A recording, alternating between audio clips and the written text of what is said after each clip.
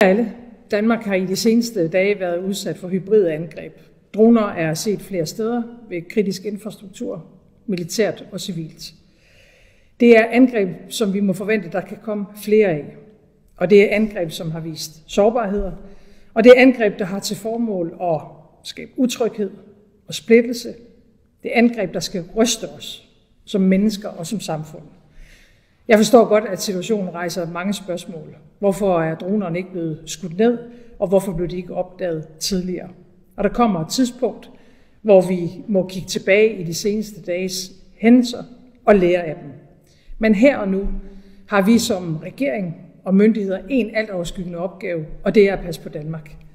Og gøre os i stand til bedre at imødegå de hybride angreb så hurtigt som muligt. Og hvor er vi nu?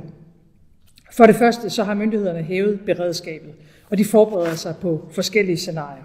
Det betyder blandt andet, at både forsvaret og politiet vil være mere til stede med antidronekapaciteter omkring kritisk infrastruktur i den kommende tid.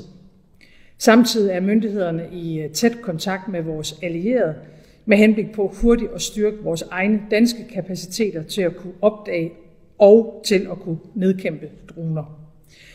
For det andet så har myndighederne mandat til, at fjendtlige droner kan tages ned.